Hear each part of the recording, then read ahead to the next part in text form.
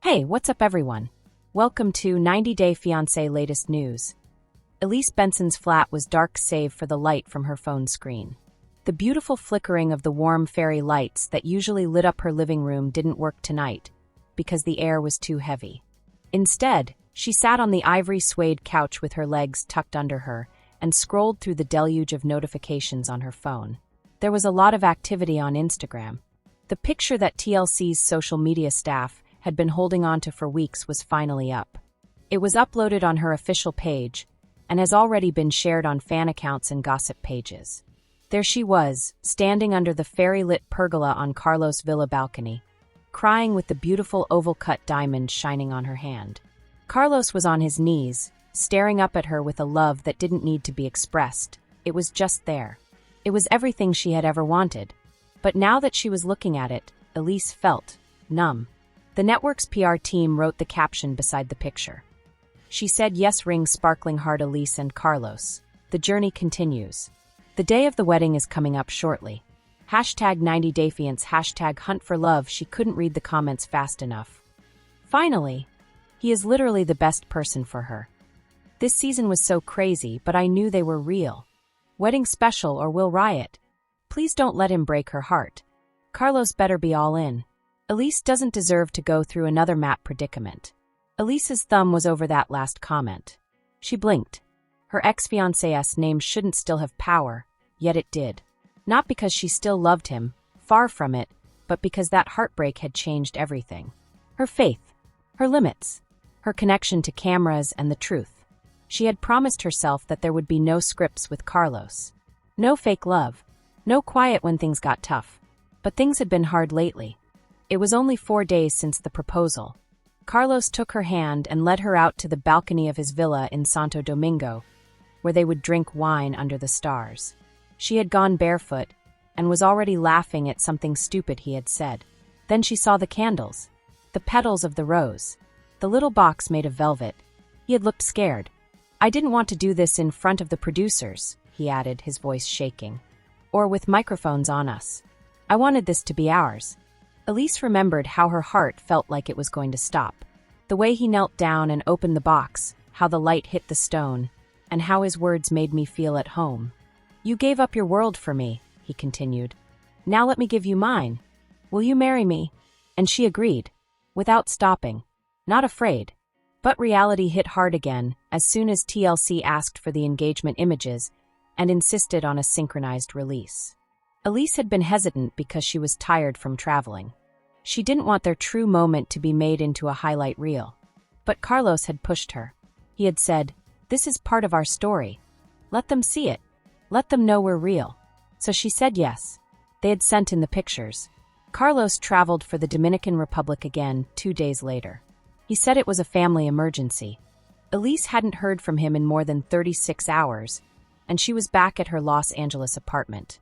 She had left her last text, which simply said, "Thinking of you, red heart," on read. She massaged her eyes, which were tired from trying to make sense of things. Carlos wasn't the type of guy who just vanished. He was caring, loving, and in touch with her feelings. He could tell when she was emotionally drained or disguising her misery behind smiles. But something was different. Again, her phone buzzed. She hoped it was him without thinking. No, it wasn't. It was Marcy, her stylist, texting about the last fitting for her dress tomorrow. "Girl, we have to discuss about the length of the veil. No one will be able to beat you this season." Elise smiled weakly and typed a brief answer, acting like everything was okay, because it was simpler to pretend than to talk about the pain in her chest. She put the phone down and walked over to her mirror. Her reflection greeted her in an oversized hoodie, leggings, and an untidy bun. The faint light made the engagement ring shine. She raised her hand and looked at it. Was it always this heavy? Carlos was sitting on a bench in his mother's yard, 3,000 kilometers away. The villa had always been his, yet here, among the almond trees and surrounded by his upbringing, it felt like she was watching him. He looked down at the envelope in his lap. The edges are now soft and worn from being folded and refolded. It wasn't very big, just a little white envelope addressed in his handwriting. To Elise. "When you're ready." He hadn't given it to her. Not possible. Not before the offer. Not after. And now he was afraid he had delayed too long. His phone vibrated in his pocket. A text from his cousin Andres. She put the picture up. You should chat to her. Before someone else does. Carlos shut his eyes. He felt guilty in his heart. The secret he had wasn't illegal. It wasn't a betrayal. But Elise still didn't know what it was. Something that could break her trust. He had done something wrong. A few months ago. Before they were made official. In front of the cameras. Before the deal that changed everything. One night. One text. He regretted one choice as soon as it was made. He hadn't said anything to her. He wanted to pretend that it didn't matter and that they were stronger now. That their background didn't make them who they are. But there was no real love without honesty. And Elise, she had always been honest with him. He looked up at the stars and wondered if they would still be in the same place when he told her the truth.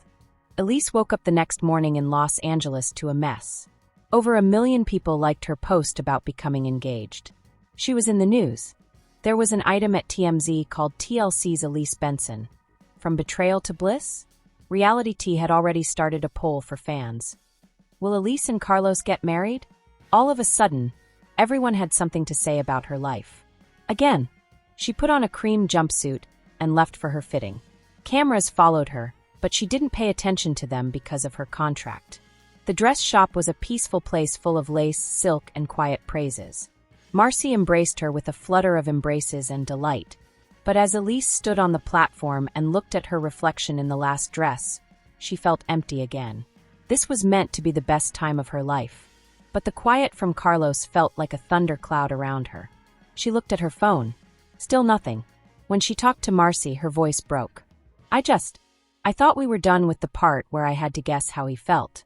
Marcy stopped fixing the hem and looked up. Do you think he's not sure? Elise didn't respond. She didn't have to. Carlos was at the airport gate with his boarding pass in hand.